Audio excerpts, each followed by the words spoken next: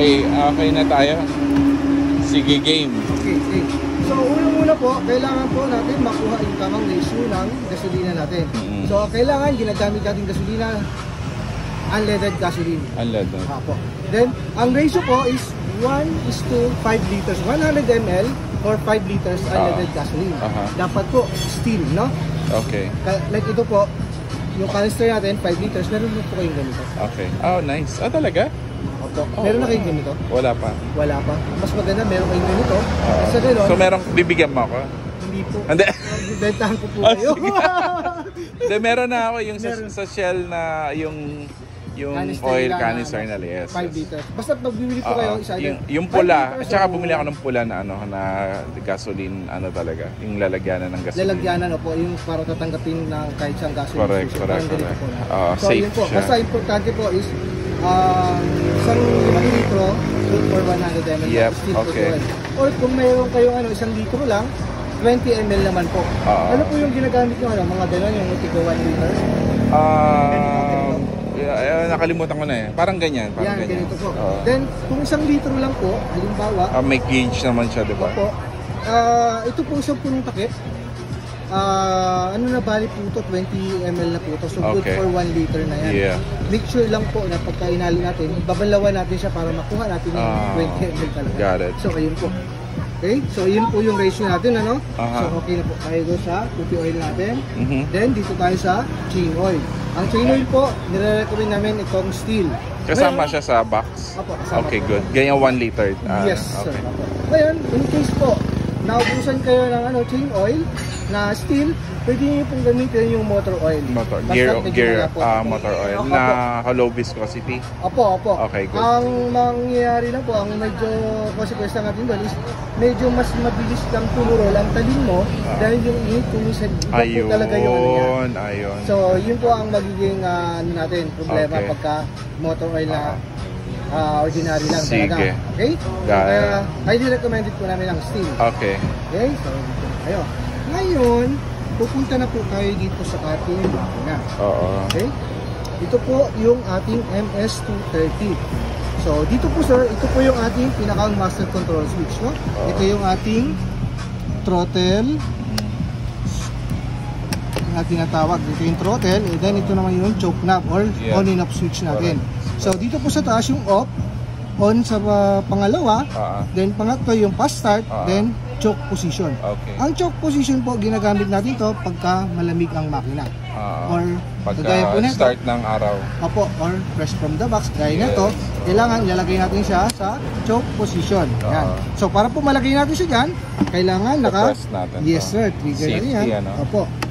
Then, bababa natin. Okay? So, yun po yung yan.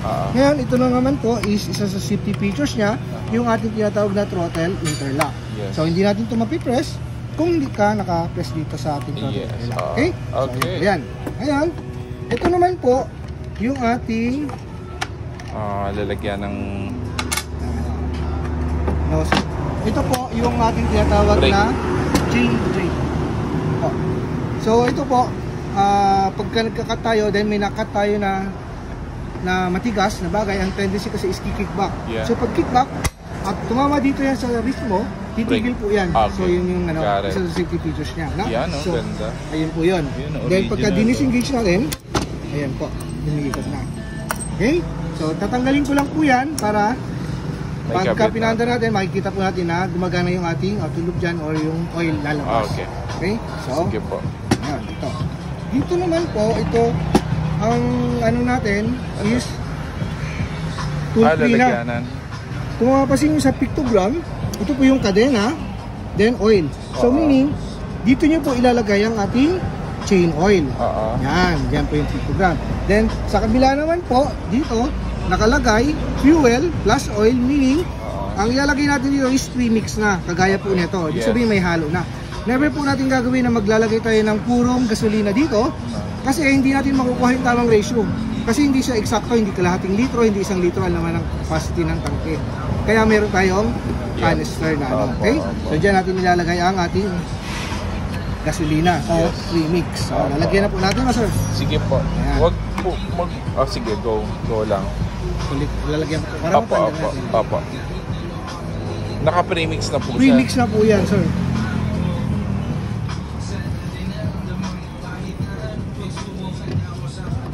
Okay. Tirahan natin yung iba, sir. Oo naman. Hindi, tsaka mahirap mangangamoy sa sakyan. Okay. Pwede rin naman tanggalin natin, sir. Okay lang, yung box na lang, i-seal na lang yung box. No? Sige po. So, ayan. So, yan. Ito may permit na naman to, di ba? Wala pa po, pero may bibigyan nila kayo ng ano, purchase to ano. Yung tawag nila doon. Yung si Anderson, may ano na siya eh. Bibigyan lang po nila kayo po ang papa-permit. Okay. Ganun po yun.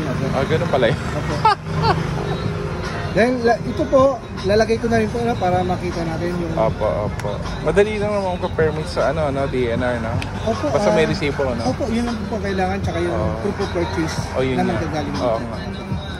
Yun lang din ang binibigay ni Sir dito. Proof of purchase lang, ano? Parang may certificate na siya. Yun lang nga po yun, yun ang papakita niyo po sa DNR, tsaka yung resibo. Kasi yung mga serial number naman po nito, nasa DNR na talaga. Okay, para palang baril, ano? Opo. Kailangan naka-register. Ngayon po na pang H3 inaano na rin yung DNR. Yung alin? Yung Tramer? Opo. Hinihingan na rin nila ng ano. Kaya nga eh. So ayan po, lalagay ko lang. Sige po. Total sa inyo naman to, pwede itong punuin. Okay. Alright. Ito, every time na mag-refuel po kayo, sabay nyo na rin po itong chain oil. Yung pag maglalagay kayo. Okay. I-YouTube natin to. Okay lang, sa Tagos Steel, Germany. Yes, sir. Tapos papadala ka doon. Kasi ang galing daw ng explanation mo. Yun. Pinadala ka na ba doon? Hindi pa po sa Germany kasi nandito na kami sa Southeast Asia kami. Nice. Doon po nila kami pinag-training, so sa Malaysia, Indonesia, yeah. Nice, galing Opo. Okay. Kasi dati po sa Germany. Alright. Siya, no? So, okay na po. Ngayon, Opo. pupunta na po tayo doon sa ating tinatawag na yung cold start. Cold start. So, doon na tayo, no? So, kagaya nga sabi ko po sa inyo kanina, Opo. pagka cold start, ilalagay natin to sa choke position. Choke position, So, sa pinakababa. Yes, ibababa po natin yan. Okay, kalagay na po dito. Okay. Sa pictogram. Ngayon, pag crank po natin, siguraduhin po natin na bago natin ika-crank, hindi natin ika-crank na naka-rest position yan. Kundi dapat naka-engage siyang yung mechanism, nakakapit. Mahalata po yan na nakakapit na ganyan. Hindi po yung naka-rest. Para sa ganun, hindi po napupwersa yung mechanism sa loob. Paano yung rest? So, yung ganyan po. Kasi ibig sabihin yan, Okay. Kasi kung ganyan po, bibiglain natin na hatak. So, plastic lang yun, masisira yung plastic. So paano yung rest position niya yung ngayon? ganyan lang po. Ganyan. So, kailangan nakakapit yung ano. So, kailangan nakasagad. Opo, ibig sabihin, kailangan pag hinatak natin, kakapit na yung foul niya or mechanism niya doon sa pinakang para paghatak, hindi siya pumapalakpak na gano'n, papalo. Okay? So, kagaya po niyan, gagawin na po natin. So, nakaano na po tayo, no? Yes po. Pagkahatak po natin, pag-crank natin, narinig po natin once na yung nag-firing or yung redondo na tinatawag, boom! Gagano lang po yun So, iangat natin ang pangalawa. Okay. Okay? Isang beses lang yan? Isang beses lang po. Huwag yung dadalawahin o tatatluhin. Dahil pagka sumobra pa doon, maaaring malunod, hindi na natin mapapandar. Okay. So ngayon, pagka nandun na po, no, nasa fast start na tayo, halimbawa, nag-firing na, no? Ilalagay ko sa fast start. Hindi pa siya umaandar? Hindi pa yung umandar. Okay. Ilalagay ko sa fast start. Kaklock natin ulit hanggang sa umandar. Expect yung natin, pwedeng paulit-ulit? Opo. Ganun po. Paulit na yan hanggang sa umandar. Pag andar po niyan, parang sa kotse naka-revolution na kaagad. Kasi naka-fast start Kaya pagka ganun, kailangan po ito is nire-recommend natin specific, nakakabit yung guide bar, kailangan naka-engage to. Naka-brake siya. Sabihin naka-brake po. Yeah. Para po pagka hindi umiikot, hindi tayo maka-aksidente. Delikado yun. Opo, so ganun po, no? So ngayon, pagka narinig natin yan, pe-press na lang po natin to, automatic po yan, pupunta sa idle position. Dandan. Yun po yung normal na andar niya. Alright. Okay? So, sige, gawin ko na po ha.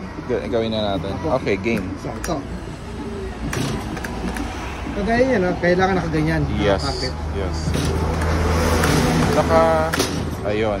Yun po yung firing. Once na narinig nyo yun, opo. Pag-impact, gumanan. Yun na po yun. Angat na natin ng pangalawa. Sabihin, may pumasok ng gasolina. Opo. Oo nga, kasi wala pong pumapasok kahit kailan yan, diba? Yes sir, opo. Kasi first from the box. Yes po. So, ayan na. Alright.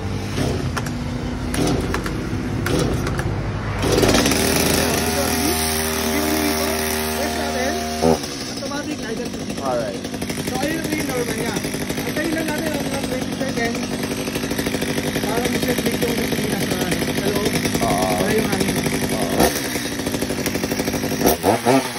Ngayon yung off ko. Then since umandar na siya, papaandarin natin Pwede ulit. na sa start position. On na lang po. Or On na lang. ignition or Sa start. ignition. Huwag Okay. na po sa choke, huwag na sa fast start, kundi on Got na lang. it. Okay? Then start natin Sige ulit. po. Nice. Okay. So ngayon, i-suppress ko ito para po makita natin kung working yung pump. Apa. Pump oil.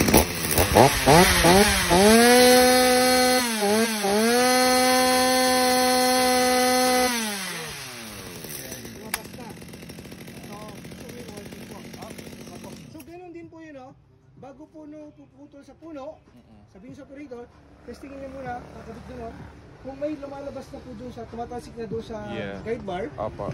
that's the time na pwede niya na i-cut. Perfect. Assembly. Sige lang, sir. Bar, Guide bar. Ano to? This is 18 inches, 18 no? inches po. 18 inches. Perfect. Ito po yung soul chain natin, 18 inches. Then dito rin po is nakalagay din po is 18 Nakalagay na inches. specs, no? Opo. Okay. Or 45 cm. Iba talaga pag sa original, ano? Opo. Kaya wala po kami sa mga online kasi Wala talaga. Akala ko may official store kayo sa Lazada. wala po. Ano yun, mga peki po yun. Kaya hindi kami nag-ano kasi ito bago namin ibigay sa kailangan namin ng inio-orient yung operator or yung owner na para po. Itong video na to, makakatulong to sa mga ano. Opo, marami po talaga na kahit nasa video na rin yung mga ano. Yung ganyan na. Opo. So, kaya po na ito yung talim natin. Idagdag ko na rin po, no? Ito yung talim, ito yung pinakang guide. Yung minsan, yung ibang operator, halimbawa kumukuha kayo operator na parang pakyawan, yung iba kinukukut nila to. Bakit? Ito yung guide para mas malaki yung kain, which is masama yun sa makina. Yan lang po ang dapat talaga dyan. Ganyan lang. Yan yung guide kumbaga sa katam, yung sa karpintero, ina-adjust yun, di ba? Pagka medyo makapal, mahirap. Matigas. Mate-tension ng Opo, so sin lang din po yung sa wear makina. and tear siya, no? Yes, so ganun po. So ngayon, pag magkakabit kayo yan, yung talim, itong talim na to, kailangan palayo sa operator po palagi. Okay. Katulad po nito. Yan, So, palayo sa operator. yan, ito po yung talim eh. Pag binaliktad nyo po yan, hindi kayo makakakat, uusok lang. Kasi ito po yung talim. Yung position niya is Ganyan ganyan. po. Okay. So ito mismo yung talim. Yes, sir. Okay, yung nakausli. Opo. Ganyan pala yan. Yan. Then, papasok natin. Dito, ayan po, no? Opo. Tapos, nabilang po natin to. Sige. Pero hindi po muna natin hihigpitan. Oo. Kasi iti-tension pa po natin yan siya. Isa nang adjust ang tension. Ito, dito po, mapapasin nyo po, positive pa kanan or clockwise. Itong Opo. butas na to? Opo. Okay. Yung butas. Ang Okay. butas na yan, opo. So, yung tools nyo, ito rin po yung gagamitin natin na pang tension. So, tutulak natin po ito, kailangan nasa ayos o nasa railing. So, pakanan. Ayan, so tutulak po natin kung nakaayos ba ng ano. So, ayan, ayos na. Okay na siya. Hindi pa po. Inaano ko pa lang po na sigurado na naka-align po siya sa guide bar. So, kaya tutulak po natin ganyan. Ngayon, pagka magte-tension po tayo, hawakan po natin dito sa gitna. Oo. So, pag gaya nyo, masyadong maluwag. Ganun. Masama yung maluwag. Opo, kasi luluwag pa po yun pagka uminit. Okay. Aha.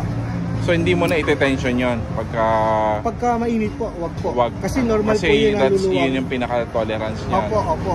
So, ayan po yung ano niya. Then, pag-ikit na natin. Tulak natin ulit kung matutulak pa ba natin. So, ayan, natutulak po natin. So, yan po yung tamang tension. Yan. So, ayan po. Kulang pa. Paano nga? Pahawak. Paano pa? Opo. Pa-tension niya.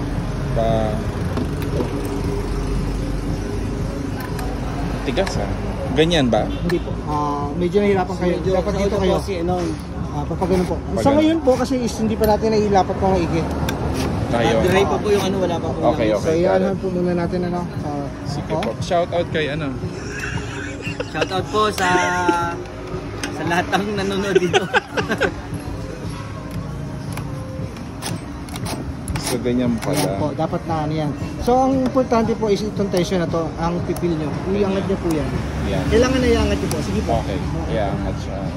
Yan po yung tamang Ng tension. isa, ano? Opo, Hanggang dun ganyan. sa guide na. Opo. Then pagka natension nyo na po ng ganyan, tsaka nyo na po higpitan. Dito. Yun o. Tapos tulak nyo po ulit kung natutulak natin. Yan. O, tingnan nyo po, Okay. mas magaan po siya. Tulak. Kasi naka ano na po. Yung ano, yung sakto lang ano. Opo, yan. So yan po yung tamang tension. Okay? So, Okay. ngayon, pagpapaanda rin natin, kagaya yan, nakalagay na nga po yung ano, tulak natin to. Tapos, Hindi na siya naka-break niyan. naka-brake po yan. Naka-brake siya. Opo, kasi Ayaw nga pala. Oo, para for safety po. Then, start na natin. Nice Sabi ko nga kanina, ano po natin, tingin muna natin bago natin iputol. Okay. Kung may lumalabas na, malaman po natin yun. Hanap po ako lang, dito na lang. Okay lang. Opo.